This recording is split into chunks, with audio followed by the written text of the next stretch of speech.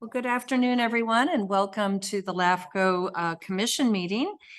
Today is Wednesday, October 11th, and it's just a couple minutes after 4 p.m. We'll do our salute to the flag. And Jenny, I don't know that you've led the pledge. Would you start? Allegiance to the flag of the United States of America and to the republic for which it stands, one nation, under God, indivisible, with liberty and justice for all. Thank you. And Amy, will you call the roll? All right. Commissioner Alpine, Here. Commissioner Burris, Commissioner Landon, Commissioner Mendonça, Here. Commissioner Rohan, Commissioner Stevens, Alternate Commissioner Holmes, Alternate Commissioner Carl, Alternate Commissioner Nisley, and Alternate Commissioner Spriggs, and Chair Gustafson. Here. I was going, yo, you can't forget me. Great. Are there any changes for the agenda from staff? No changes from staff, Chair. Okay, then we'll move forward with the agenda as presented. And the first item is a presentation from CentralSquare on Unify, a CAD-to-CAD interoperability network. That is. Thank you, Chair. I asked Jeanette Onizuka with CentralSquare to present the information. We did, Commissioner Holmes and Commissioner Rohan and I went to a presentation at the Office of Emergency Services, so yes, about nearly 2 weeks ago, and received a much longer presentation that was very technical, but I think the presentation today is 20 minutes, and hopefully we'll get our conversation started as we get ready to receive a draft dispatch fire EMS study from AP Triton. Jeanette. Turn it over. Good afternoon. Oh, there we go. Thank you for having me here. And as Michelle mentioned, I'm here because she had asked me after the presentation 2.5 weeks ago when we were at the OAS station. We did a fairly in-depth and very technical presentation regarding what the CentralSquare CAD-to-CAD Unify means, and asked me to come here to just talk about what it means for the county as well as how it's going to help with your citizens. So that being said, the biggest challenges that I've heard in speaking with the chiefs, your fire chiefs in the county, was they have a strong desire to just improve communication and interoperability. Interoperability meaning how your agencies are communicating with each other and sharing data in order to provide better service for your citizens. Ultimately, the goals of the projects would be to reduce the dispatch and response times, and as well as create some efficiencies within the communication centers. So if you will, just imagine what would happen if we could reduce the average shared response time by 2 minutes or more per incident.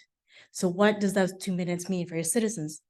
What would also mean for your communication centers if you're freeing up the time of your dispatchers by just reducing the number of phone calls they've got to make today, just calling other PSAPs looking for resources and coordinating agencies. That's the end game of what this system will be doing. Now, I'm sure you're going to want to first understand, why should you partner with CentralSquare? Who is CentralSquare? And at CentralSquare, we are a technology company, specifically in the public administration and public safety space in particular. So we always talk about how we're on a mission to build safer and smarter communities with technology. But did you know that with all the different systems that we have, we are touching over 3/4 of the citizens in the United States with our different software systems across the board? And from a public safety standpoint, that means that we've got over 375,000 law officers that are using our systems every day. So we have a lot riding on what we do, and we know how important and critical it is to service our customers, and so that our agencies can service your constituents and citizens. This is just an outlay of all the different agencies that are working with us with the myriad of different systems we have. Now, I'm not here to talk about all the different systems I have. I'm here to just let you know that we understand the critical nature when it comes to public safety systems, and we are well versed and well experienced because we have a lot riding on being able to deliver systems. Task at hand. So emergencies span borders. So may it be a natural disaster, wildfire, or any other natural disasters like earthquakes, or maybe a mass casualty event where you're going to need a lot of resources, multi-jurisdictional resources coming from all sorts of areas. So these incidents and events do not care about jurisdictions. They don't care about the city. They don't care about county lines. And they can be indiscriminate like that.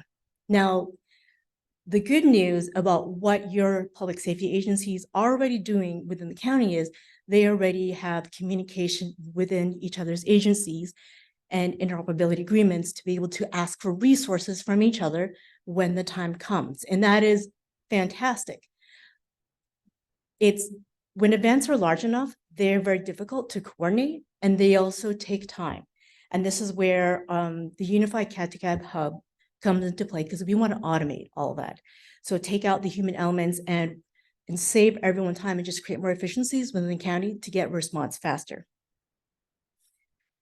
Hypothetical situation. So we have hypothetical situation between Roseville and Rockland. So we have a house fire coming into 911 that is within the Rockland jurisdiction.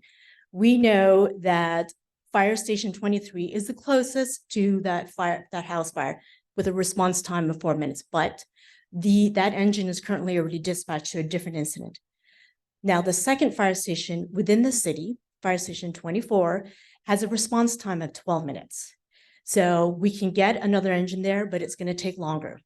We know that across the border, Roseville Fire Station 6, they can get there with a response time of 6 minutes.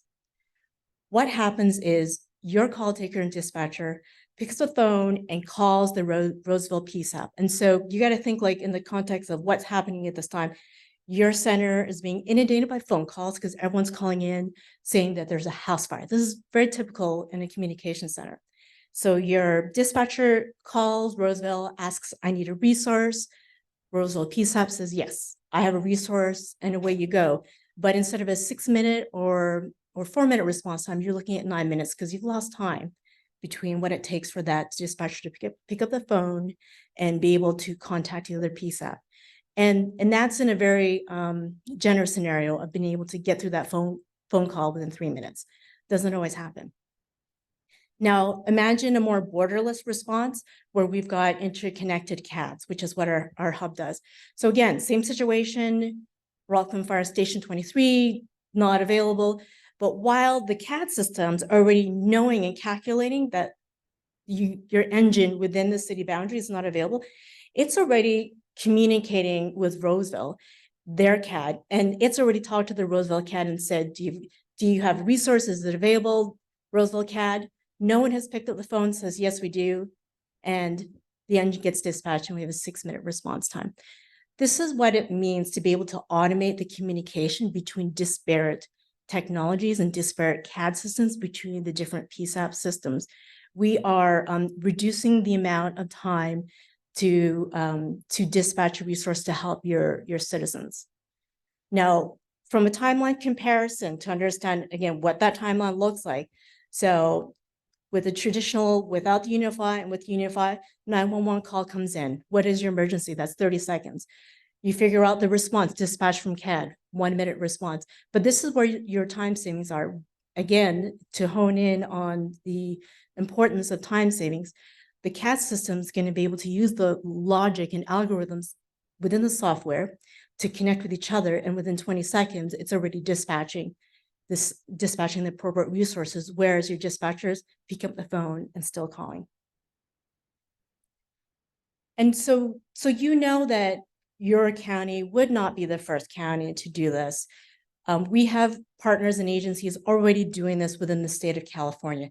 So Orange County Fire Authority, near and dear to my heart, they've told us that when they implemented this, the average shared response request time went from 2.5 minutes to 15 seconds. Feel free to call OCFA and they will tell you that this is what they have done. And it's a pretty big disparity when it comes to dealing with Southern California traffic and be able to dispatch resources to an emergency. Confire JPA, so Confire, not Contra Costa, but Confire San Bernardino County, who also has implemented this system. They told us that by just implementing the system, aside from the dispatching time savings, they actually save the time of their dispatchers by getting off the phone more than 50% of the time. And again, when you think of the times of how communication centers are short-staffed and there's a lot of phone calls coming in, just offloading and creating efficiencies within communication centers can be a really big deal. And again, to show that you wouldn't be the first, and we have a number of deployments that are already live. The technology has been evolving well over the past 15 years.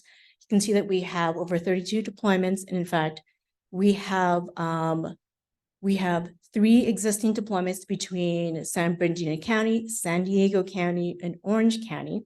We have one coming up in Ventura County. We have one coming up in Bay Area, and we also have one coming up in Yolo County, which is fairly close for yourselves.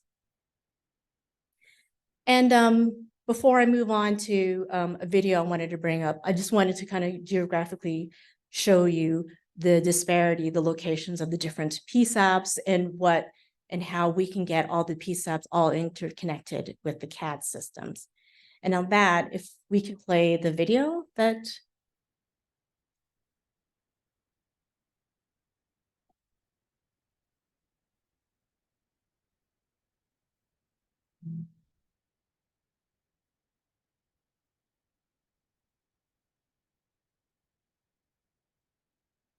South Metro Fire Rescue, what's the address of your emergency? Douglas with the transfer. Chatfield Reservoir, Okay, where in Chatfield are you located? the swimming park. Okay, what's the telephone number you're calling from? I don't know. My husband was swimming out to get a float and he just didn't come back up. Okay, Guys, it's okay. It's okay. we're gonna get him headed that way. I'm gonna stay on the phone with you until the Rangers make contact. You're doing a good job.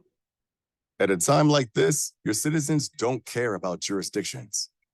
What if there was a way to move beyond the imaginary lines, to seamlessly connect to any agency? So when minutes count and families are in crisis, agency boundaries don't get in the way of providing assistance. South Metro Fire uses CentralSquare Unify, the industry's best, truly interoperable CAD-to-CAD solution. So when the call from the swimming beach came in, Unify placed every available unit around the swim park right there on the dispatcher's CAD screen. A West Metro Medic unit was right there, just north of the park entrance. So the South Metro dispatcher could see the unit and seamlessly send them with no need to call West Metro for availability, no need to click a notification box or even look at an extra screen. Everything was right there in her CAD. And with the West Metro Medic unit 3 minutes closer than any other unit, she could dispatch West Metro to the call to offer the right kind of help. West Metro, Medic 12, fine. West Metro Medic 12, I got you en route at 1703. Battalion 1 dispatch. Battalion 1, go ahead. Battalion 1, this is going to be at the Mayo. Last seen at the CentralSquare Unify enabled South Metro to route West Metro responders immediately to the scene without extra steps, and more importantly, without extra time. Divers got to work right away, finding the man and brought him to shore, with West Metro providing CPR, medical aid, and transport to the hospital. The agencies got to that family, providing help faster on their very worst day. On average, agencies using CentralSquare Unify see a reduction in call processing from 4.5 minutes to 1.5 minutes or less. Dispatchers are eliminating back and forth communication, with comm centers using Unify reporting a 50% reduction in phone calls with neighboring agencies.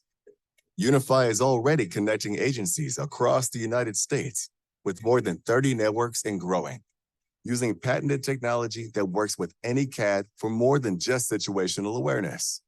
Your agency chooses what data to share and connects in real time for full interoperability, making a difference every day for your team and the citizens who call 911. It doesn't matter what it says on the side of the truck. It doesn't matter what you're wearing. The person calling 911 truly wants the closest help on their worst day. To truly maximize interoperability, to break down jurisdictional barriers, choose CentralSquare Unify.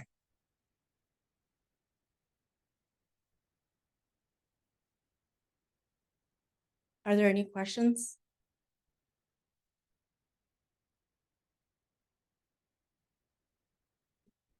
That was quick. Okay, I have a question then. Sure. So it overlays existing systems that districts might have in place, or does it replace them?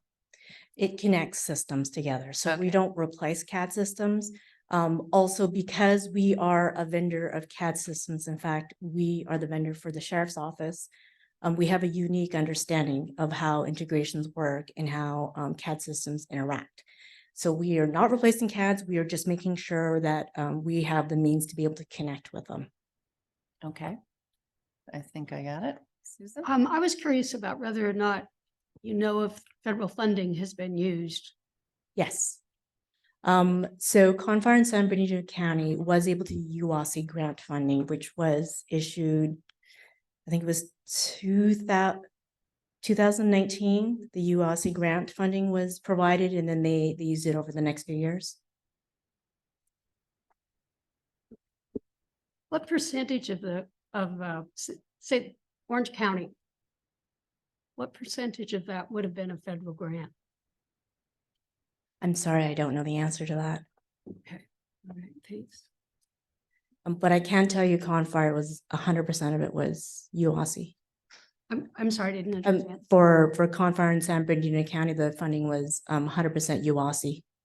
So that was the federal grant. Okay. Well, I have a story. Of course I do. I served on the Sierra Sacramento Valley EMS Agency Board for now 19 years. And I recall during Katrina, what a mess it was in Louisiana because none of the jurisdiction could talk to each other except for one, American Medical Response, because they are all on the same system. And they're the only group that actually knew from all over the South. They knew what was going on in the areas. So if there was a terrible catastrophe, God forbid, in Lincoln, we had that railroad fire where the tanker was on fire. This would be very important to have be able to contact each other right away. So that's why I think this is very valuable. Thank you. Thank you. Thank you. Other questions, Josh? Yeah, I have a quick question. So the CADs in should I say in the inventory, is that centrally all located, or is it just kept by each CAD and they just talk to each other?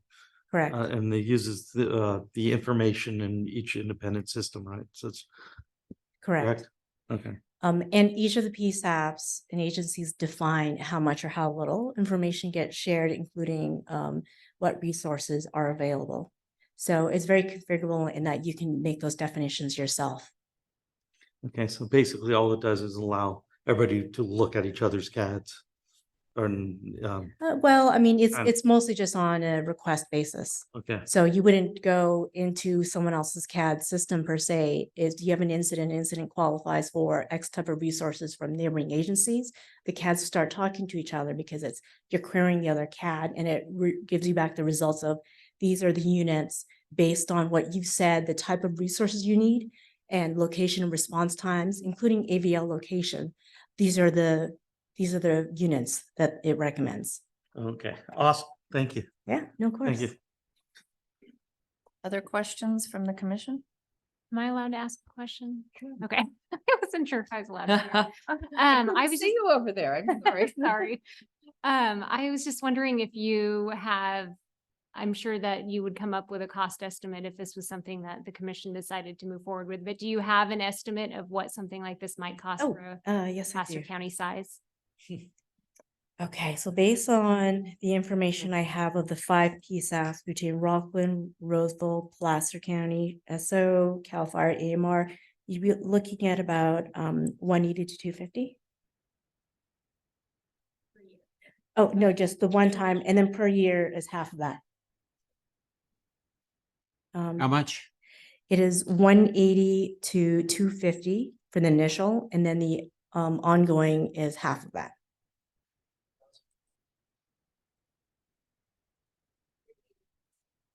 Up to 250,000.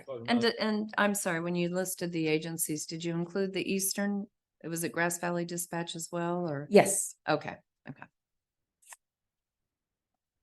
Jeanette, part of the presentation that you gave at the OES talked about the partner agencies. So like, for example, Kaiser and where they're receiving information in real time. Not necessarily that they're pushing out information, but that they can see what they should be expecting. So I was wondering if you could talk a little bit about that. Sure. So non-traditional public safety agencies like your hospitals, like Kaiser, or even utility companies, they would be able to access the hub through a different means to be able to have access to a map, and we can have it so that when incidents are happening and say transportation is having transport is going towards the hospitals, they can get notified of that transport. It also works with schools, and again, like with utility companies, what they could actually do is they could make a request for resources if they are observing a fire in their district. I had a question. Okay. So in Roseville, like all the rest of the cities in Placer, and we've got a large railroad yard, we have a railroad presence in our city. And we are challenged because we don't have jurisdiction on the railroad site, on their property. They have their own police, they have their own security, they even have their own dispatch when it comes to hazmat and things like that. Mhm. Are they looped in on this? I mean, do we have buy-in from them? Because that's always been the challenge for us in Roseville, you know, when we had to coordinate with them, and they're great partners. I shouldn't say challenge, is the wrong word, but they are very particular about accessing, you know, their property and their tracks and their area. So if we did potentially, to your point, if we had a catastrophe or something like that that did involve the railways, would they be able to also access? Would we be able to have that reciprocity to the system?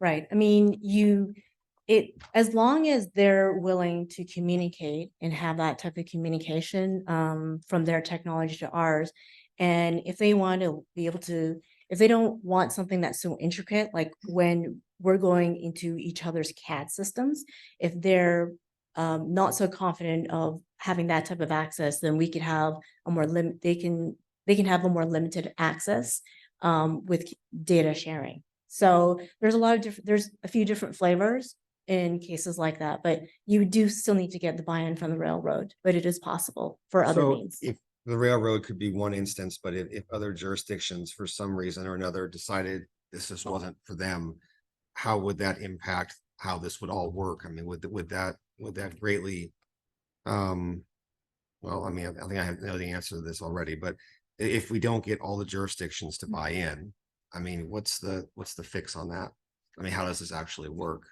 I mean, the system will still work with the agencies that are participating. What will happen is if the agency is not participating, your dispatchers are still gonna have to pick up that phone. So we're back to that phone person to person scenario Correct. that we saw in the video. With the agencies that are not involved, because we cannot connect to a CAD system if we're not allowed to connect to a CAD system. There's other ways so that we can just send push notifications. So it's just like a pop-up notification, where they can have a map that they have in their dispatch center that displays all the incidents happening within the county for all the participating agencies. It's more of the passive approach because they'd have to observe what's going on at all times. But there's other ways. It's just in that situation, it's obviously not ideal when you're trying to reduce response times. Okay, thank you. Susan? Do the jurisdictions typically have some sort of a memorandum of understanding? 100%, yes. I think it'd be great to look at a good example of one. Okay. I'd be happy to find some samples for you. We have some great partner agencies that love sharing information, so. I think for me, it would be really useful to have the agreement be kind of comparable to the different levels of staffing that we have here. Right. As opposed to some areas where it's pretty compatible. You follow me? So just in terms of size, if you can get a copy of an MOU that's comparable to the size of their agencies with what you have here. Okay. Right. Thank you. Okay, Josh and Okay. then Jim. Quick question, in Orange County, do they connect to the, or get push notifications from CHP traffic? You know what? I don't believe they do. Yeah, it's, yeah, and I'm very interested about how this talks to third agencies, because as a dispatcher myself, my day job, middle of the night, we wait till someone loses electricity, and then we kind of look at everybody's dispatch logs for car accidents. It would be interesting if you had this CAD is able to communicate with like the special utilities and other things, would save a lot of response time. Yeah. But thank you. Okay, Jim.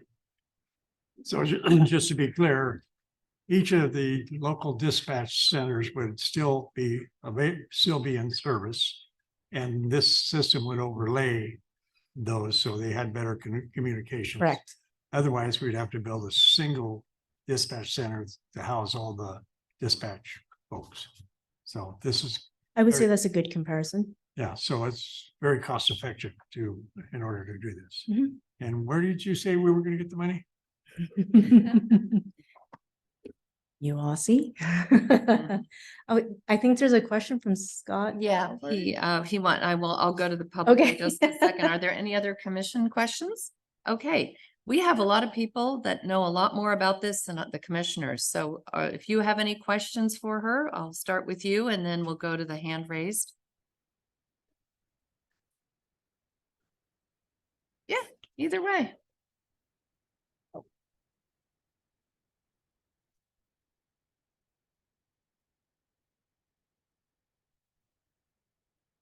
Good evening, Chair and Commissioners. My name is Reggie Williams. I'm the Fire Chief for the City of Rockland and the Secretary for the Western Placer Fire Chiefs Association. The Western Placer Fire Chiefs Association represents the Placer County Fire Department, Placer Hills Fire District, Forest Hill Fire District, South Placer Fire District, the Penryn Fire District, Newcastle Fire District, and the cities of Rockland, Roseville, and Lincoln Fire Departments. This is very important to us. We have been meeting on this for many, many years. I've only been in this county for 3 years, and I understand that this has been a challenge for fire agencies throughout this county for many, many years. You are all familiar with the large incidents that we've had just in the last couple of years. The bridge fire, the river fire, the mosquito fire, which require lots and lots of resources. I will tell you that in this county, a fire agency is requesting mutual aid every single day. When that happens, the dispatchers in these PSAPs, these public safety answering points, they are dispatching in a blind when they call for additional resources. What I mean by that is that if a City of Roseville apparatus is out of service or in a different event and they're requesting help from Rockland, they dispatch Rockland without even knowing if they're available. And that creates delays in emergency response, not only for firefighters, but also for our communities, specifically for those who are suffering a medical emergency. So the Western Placer Fire Chiefs Association really supports this Unify. We think that it will definitely bring increased safety for our community, increased safety for our first responders, reduce the workload on our dispatchers. As you see, the biggest outcome for this is the dispatchers who are tirelessly trying to make sure that the first responders are safe and that the community is getting the service that they need. They are typically frustrated when they're calling for resources and the resources aren't available because that requires another phone call, then another phone call, then another phone call. We think that the Unify, as you saw, will allow the dispatchers to see resources and see if the resources are available and then dispatch the closest, most appropriate resource. As it's been presented today, the Unify is specifically for the fire side of things. I know Commissioner Mendoza talked about kind of the law enforcement side. I think there's space for that. But for this particular meeting, we're talking specifically for the fire departments because the fire departments They're all small districts, so they're all small agencies. And when we have significant fires, we require mutual aid every single day in the county. So I didn't have any questions. I just wanted to make sure that I got up and you heard that the fire chiefs in your county all support this. And we hope that it's something that comes out in the studies and that we can move forward at some point, because this is a solution to a bigger problem. Great. Thank you. Thank you. Susan? I have a question. Is there a true up at the end of the fiscal year? When Rockland has responded to fires in Roseville or in Loomis? There is not. So we operate under a master mutual aid agreement, which means that at any point in time, if someone has a major incident within our community, we're going to respond. Because at some point, Rockland's going to have a major incident, or South Placer is going to have a major incident. So there's not necessarily a true up. I think that and this is scalable. So I think that if we did something down the road where we drop borders and we were just always sending the closest resource, yeah, we may have a bigger discussion as far as equitable, right? Is it an equitable service? But right now what we're talking about is, if my unit isn't available, can I send the next closest unit to that CPR call? That's what we're talking about. Okay, thank you. Thank you. That was extremely helpful. And I think that answers one of the other questions that's going to come up. I did see that earlier Chief Layton from North Tahoe was on the line. Chief, are you still? Yeah, can you unmute him and let him, in case, I don't want to put you on the spot, but I know we're talking about East Slope too. Vasily, can you allow Steve Layton to speak?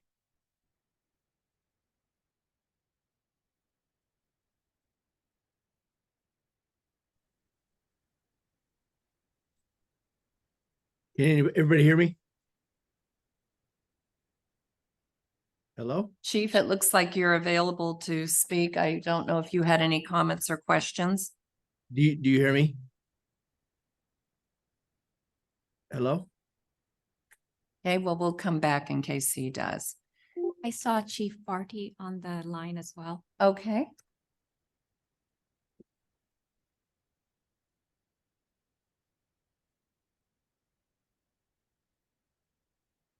Vasily, can you allow, I think it's Barty Rick to speak?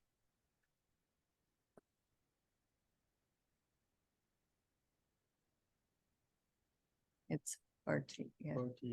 Go up again. Yeah, right there. Yeah. Oh, you're not running it. He is. All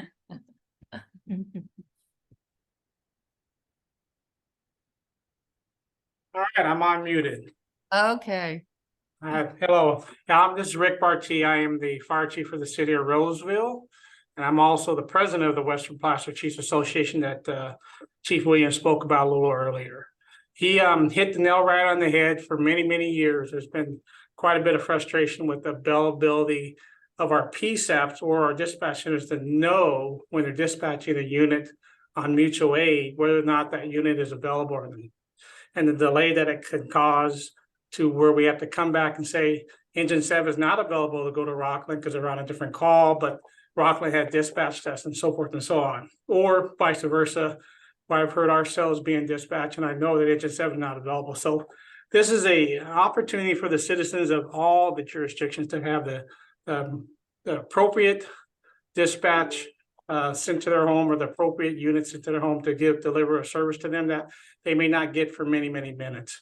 And I know that a lot of folks don't realize the fact that Roseville has enough units to fill out what we call a first alarm, but nobody else does. So the ability for us to be able to send one of our trucks or one of our engines to a structure fire, like Chief Williams mentioned, not only for the safety for the citizens, but it's the safety for the firefighters on the scene too, in case there's a need for assistance from them. So I look forward to hopefully having something like this that, as Ms. Rohan mentioned, whether it's scalable or not, or our mutual aid agreements or our auto aid agreements can be scaled to a point where we know that there's a disparity of whether Roseville's going in the Rockland more or Rockland's going in the Roseville more. We'll work that out amongst the chiefs.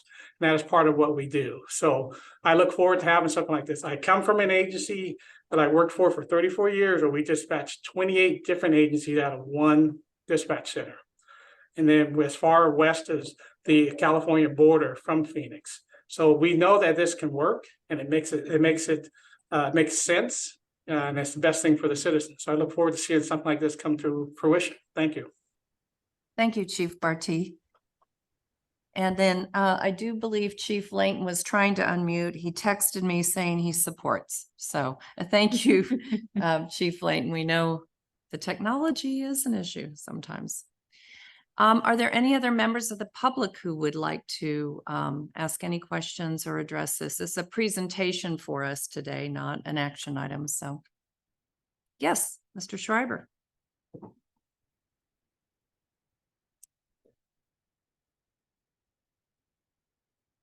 Yeah, good afternoon, Albert Schreiber. Kind of scary, you know my name.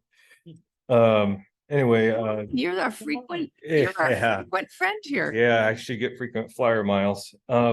Anyway, I just wanted to say, you know, I didn't realize how the dispatch system worked until I listened to the presentation, and it seems like a no-brainer to me. I mean, my gosh, the amount of time that could be cut down. So that's just since I'm one of the few in the audience, it just seems like a no-brainer to me that this is a good deal. Thanks. Thank you. Thank you. I'm not seeing anyone else. Any other questions by the commissioners or points of discussion? Maybe Michelle, you can explain how you saw this as useful to the LAFCO Commission as we look at the upcoming MSRs and issues. Is that correct? I mean, because Yes. obviously we're here as a LAFCO Commission, we don't necessarily purchase or implement this. So. Right, exactly. But we are expecting a study. The consultant AP Triton will be out to our dispatch centers, our fire stations, and they'll be conducting interviews the week of the 23rd of October. And what I suspect will come out of the study, is that you'll see that we are so very siloed, that we are not, you know, able to communicate seamlessly. And I think our study will point to that, because that will be the data. And I was hoping that having this discussion now could at least alert us when we have the information and we have the data in front of you, right?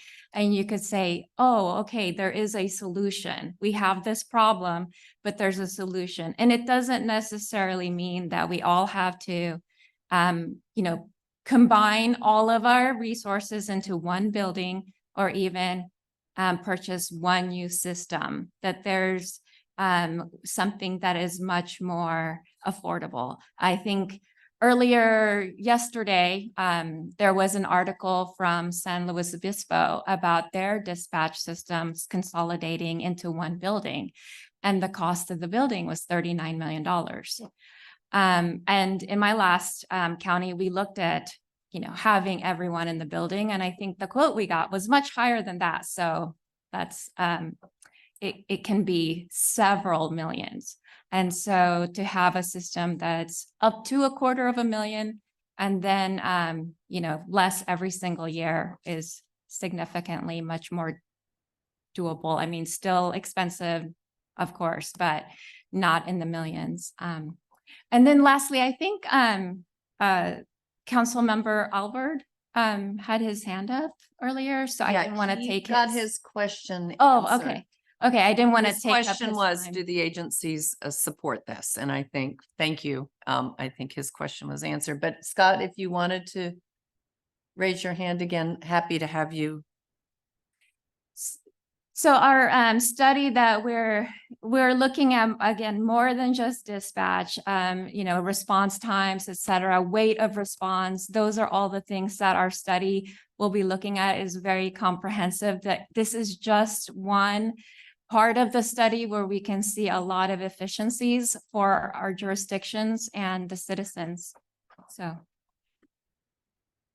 Okay, go ahead.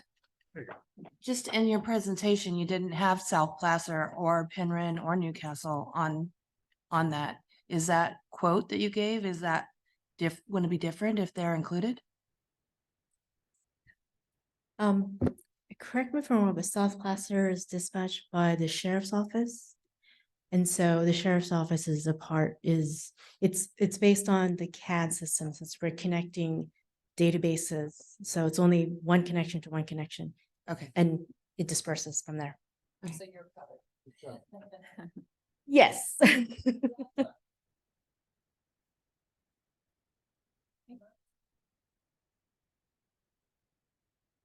Thank you so much for taking the time and coming here. I think with the number of existing applications we have between Meeks Bay and North Tahoe, and looking also at the MSRs we're looking at the smaller districts, this is extremely timely. And just even when we were talking with Village 5 and the LAFCO actions we took, you know, how are we going to respond between areas that are in and out of the city of Lincoln to the county? This was very helpful for us to have a little bit more knowledge. We trust all these guys to be there and do that for us, and we don't always know the magic behind the scenes. So I thought it was helpful. Yeah, no, thank you for your time. And if there are any other questions, please feel free to reach out and ask. Great. Thank you so much for your time, everyone. Thank you. Thank you. Okay, we'll move on to item 5 on our agenda, and this is public comments. Oh, and thank you all for being here. Appreciate your time. We'll move on to 5, which is public comments. I have one speaker card, Mr. Schreiber. And then we'll see if there's anyone online after that that would like to address the commission. And these are for items not on today's agenda.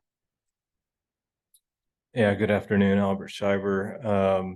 Just wanted to address some of the stuff that happened at the last LAFCO meeting. I know it's kind of on the agenda, but I just wanted to blaze through a bunch of stuff. And first thing is, I'd like to thank Mr. Stevens and Ms. Landon for their vote at the last meeting. The rest of you I'm going to say, I was saddened and disappointed, and I thought it was pretty pathetic that you basically didn't allow the people to have a vote. And you made the whole meeting about the island. Now I looked at the LAFCO webpage, and it doesn't say anything about how you're supposed to look at the process, because that kept coming up. But you're supposed to protect ag and agriculture and farmland. And the only discussion of that was Ms. Nicely mentioned how she loves farms and ag, and we needed more of it. And then she voted to get rid of, put thousands of acres out of production. So also a number of you mentioned how much better the city of Lincoln is now compared to 10 years ago, give or take, whatever. Maybe that's true, but your own MSR said they're deficient. And you didn't talk about nobody talked about the numbers. I went back and I rewatched everybody's explanation for how they voted. Nobody looked at the numbers. Okay, right now, Ms. Gustafson should know better than anybody, along with Mr. Holmes, but he wasn't voting, is that the county's carrying the city with a tax deal for their police and fire. The county takes care of the city's water, BCWA. The county takes care of the city's bus services. The county just bailed the city out for their wastewater treatment plant. So basically, all the stuff in the MSR that's deficient, the county's bailing them out on it. So how bad of a city and project does it take for you not to approve it? I just don't understand how bad it has to be before you look at the numbers and basically do your job. We got tongue lashed over the process. I've been in this process. I commented on the NOI, and it comes up that I'll wrap it up. it comes up that Richland spent all this time and all this money and the city did. Okay, that's fine. They're developers. That's a chance they take. What about me and my neighbor's time and our money? But is Richland's money better than mine? I don't get it. You know, we packed this room and it made no difference to you guys, the majority of you.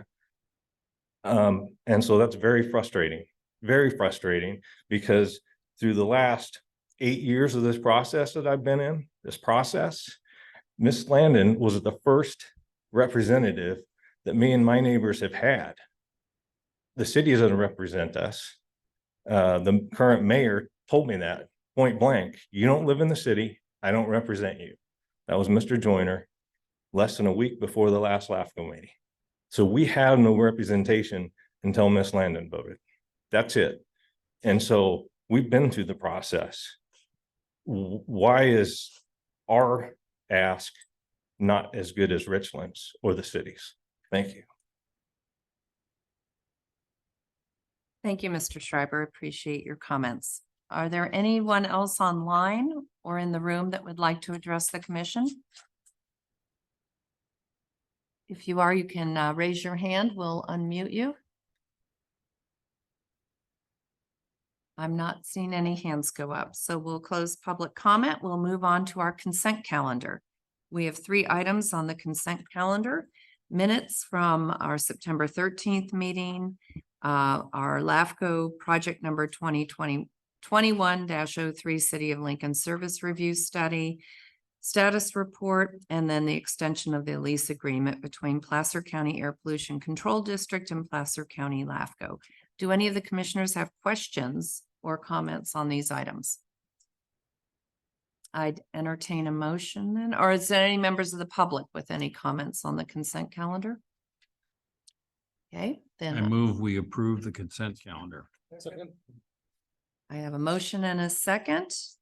And I don't believe Trinity's on, so we can just do a voice vote. All those in favor? Aye. Aye. Any opposed? Any abstentions? Okay, now we'll move on to item number 7, our business item for today, executive officers report. Just 2 items. We did receive a quick update from Sue Heineke. She's the Assistant Chief Administrative Officer for El Dorado County. I believe you have the note that they formed a working group. And I believe Chief Layton is on the line if he wants to speak. But my understanding is that they'll have bi-weekly meetings through the end of the calendar year. Yes. I have a comment. I met with all these people. At least I meet with Chief Layton. I talked to Sue Heineke, and I had a lengthy conversation with a Meeks Bay Director, Ed Miller. Lengthy. And I didn't take any positions other than you should meet and find a solution because something needs to happen, is what I said at the last meeting. And I want to make it very clear to all parties that I didn't support one or the other, just supported a solution. Thank you, Rick. Okay, and then the other item that was included on the agenda, we did publish the notice for the protest hearing for the Village 5 and Village 7B on October 5th. And we sent out the notices to all the registered voters and the landowners. So we will be having a protest hearing November 1st. It will be like a LAFCO agenda, kind of like a special LAFCO meeting, with an agenda. So you are certainly welcome to attend, but you may recall that you delegated the conducting authority proceeding to me. So I will be you on November 1st. It's 4 p.m. on a Wednesday at the Cedra building. And as the notice indicates, the registered voters, the landowners do not have to attend, but they can certainly attend and make comments. But we do not take, or I will not take action. I'm just there accepting public comments, accepting ballots on your behalf. Are there any questions? Seeing any? Anything else on your report, Michelle? No, that's it. Okay. Our next item is closed session attendance. I'm sorry, was there any public comment on this? Did you want to comment on that item? Okay. Then we'll go to closed session attendance. The commission must decide if we want our alternate commissioners to participate. Our closed session is our executive session to discuss the evaluation and performance of the executive officer. And I'd like to suggest that I think our alternate commissioners are important to that dialogue. I don't know how the other commissioners feel, but Michelle, I didn't get a chance to, and Michael's on. Should we take a motion then to include them? Yes, please. I'd like to make a motion as a former alternate commissioner Yeah. to include the alternate commissioners. Okay, we have a motion, a second. All those in favor? Aye. Aye. Any opposed? Okay, no abstentions. So we're going to now move into closed session. I apologize to the public because we are going to come back into private session. Public session. Yes, after the closed session, we do have just one item for the special meeting. But Amy, would you announce where the commissioners will be? Yes, you'll go to conference room A. Oh, A. Okay. The legal counsel will be there as well. Okay, we will come back into open session and report out of closed session. The board provided Ms. McIntyre with an A grade on her evaluation. And we had a good discussion with her about the tremendous work she's done for LAFCO, bringing us into current standards on so many issues and things. And I think we provided her all the comments that the board had given her, as well as some great goals and thoughts for moving forward. So with that, Michael, was there anything else you wanted us to report out of closed session? No, Chair. Okay. Madam Chair, Yes. she also has an amazing staff. Yes. Yes, Amy, we talked about you at length now. Okay. And now we'll move on to item 11, executive officer merit increase. The subcommittee of the board met with HR and talked about a variety of situations, because we felt our LAFCO executive director, looking at the salary survey, was not adequately compensated in the range she was in. So meeting with HR, we looked at some proposed salary ranges that were commensurate with other positions in the county for responsibility and complexity of the jobs that were comparable. And with that, HR's recommendation has been to set a new category that is in line with what we would call option 2 proposed salary range, ADHD 657. It wouldn't have that title.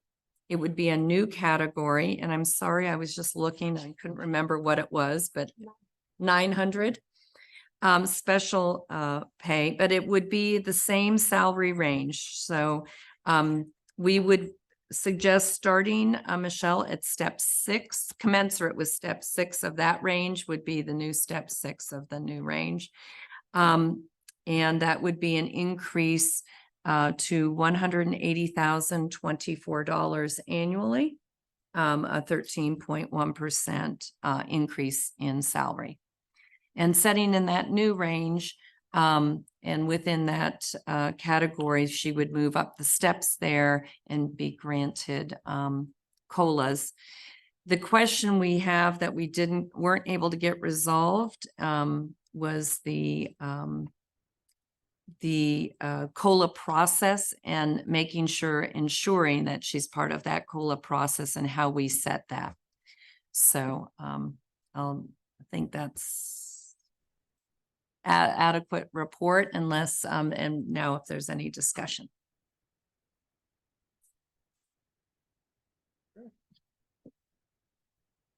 So, are we interested in making a motion contingent on resolution of the COLA's situation to Michelle's satisfaction? And that way we don't have to wait till next month, and I'll look to Michelle because I don't want to speak for you on this because we want you here and we want to recognize you. So, Yes, absolutely. Thank you. so a motion contingent on resolution to your satisfaction with our council and yes. Yes. So I'd make a motion that we, We've been on the second thing all day. You haven't missed Supervisor Holmes. Okay. Hey, thanks. You keep me on the Susan, are you fence. okay with? Yeah. Okay, great. Then. Chair all those- Gustafson, may I make a comment? Yes, Just for the record, so the record's clear, I believe the commissioners probably understand this. But for the record, the commission's action subject to working out those contingencies that you mentioned, Chair, would have to be taken to the Board of Supervisors of the county for the Board of Supervisors to also approve what the commission essentially is asking the Board of Supervisors to do. that's correct. And it's a two-part process where they would establish it October 31st, as soon as of October 31st, and then with confirmation November 12th. Okay, I'm sorry, I forgot to bring that up. Okay, so still a motion? yes. Still a second over here and third? Yeah. All those in favor? Aye. Aye. Any opposed? Any abstentions? Thank you very much. Now we'll move on to item 12, Commissioner comments. I just have one comment. Today, I really enjoyed the fact that we had a presentation on CAD to CAD. I thought that some of the more complex things that will be usually presented in a MSR that we study was nice to actually have someone come up and dive into that a little bit earlier in a public setting before they just read it in a MSR and a review. That was a good thing, and hopefully there'll be some more educational type presentations in the future on various common subjects and various things I'll see in MSRs. I like it. Thank you. Cindy, I wanted to thank you and Shanti for your time in working through the issues we had with HR and with county council. I think that it would be wise for us to actually have a personnel committee because it does take a village to get these things done.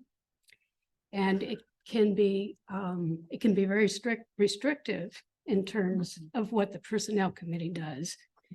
But it does allow for us to keep moving forward with the contact with the various departments in order to move things forward.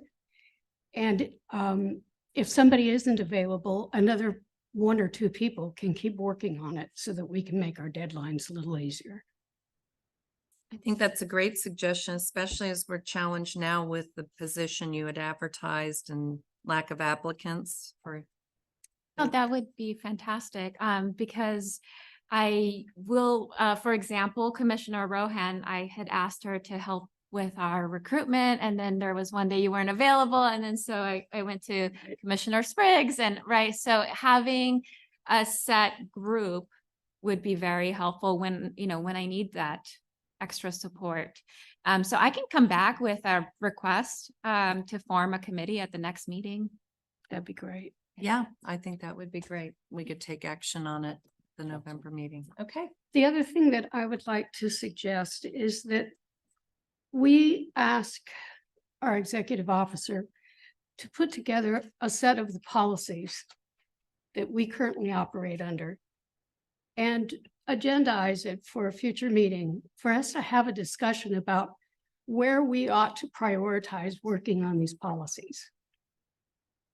I think that it would be a great exercise. We've talked about how important it is for us to own our own policies and to understand our actions in the context of the policies that we've adopted. Great suggestion. And I think it's a good way for us to move forward by getting that started. Yep.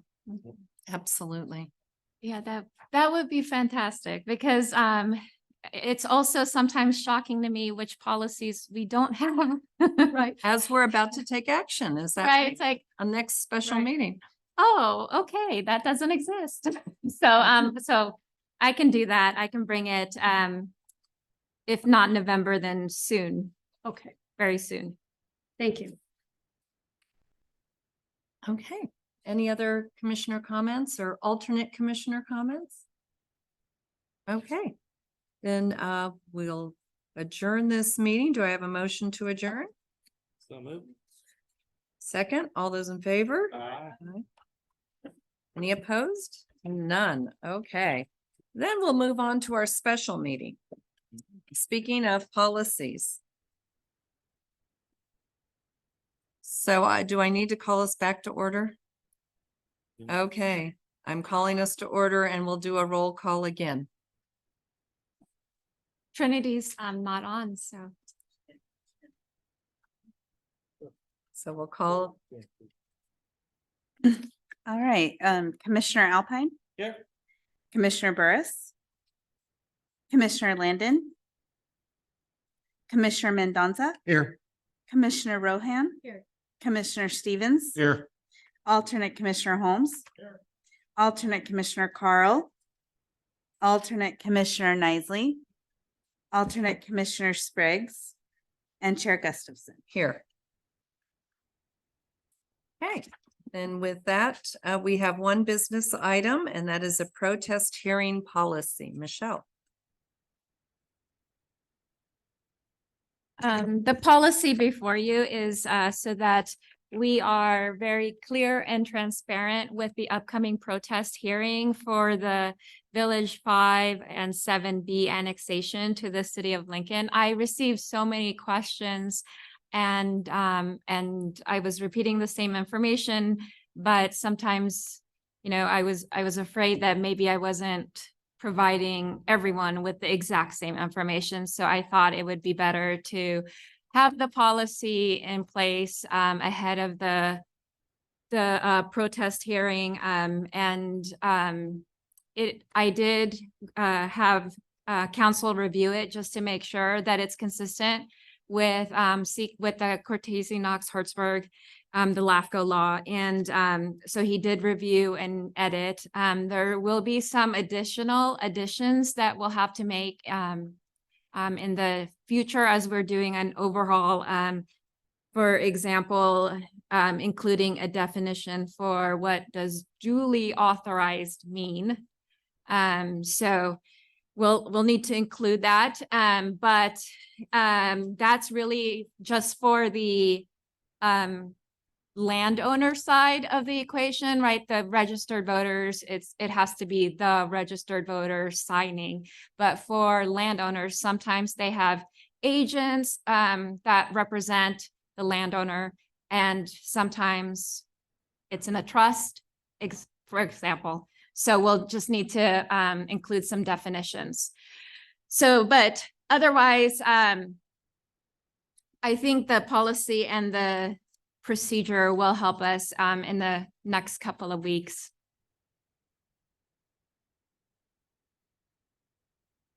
I'm sorry, any questions or comments from commissioners? Did you take this from another LAFCO? Yes, and but what was interesting, because Amy and I looked at several LAFCOs, and there are several different versions, and I haven't had to have a protest hearing since, well, before COVID. So I had to put myself back into that seat. Okay, how do I do this? Because there were a number of versions, and some I was like, I don't know where that came from exactly. So luckily Michael is fantastic and was really able to comb through a lot and make sure that we were complying with all of the requirements. Thank you. I think, again, just a testament to your great performance and use of resources to get us policies where none previously existed in such a well-documented form. Any other comments or questions? then I'd look for a motion. Oh, public comment, I'm sorry. We have two gentlemen from the public. Okay. Thank you. Anybody online? Not seeing any? Then, thank you. Second. All those in favor? Aye. Aye. Any opposed? Any abstentions? Motion passes. And now we will adjourn the meeting. Do I have a motion to adjourn? Move to adjourn. Second. All those in favor? Aye. Aye. Any opposed? Okay. Thank you all very much. Thank you.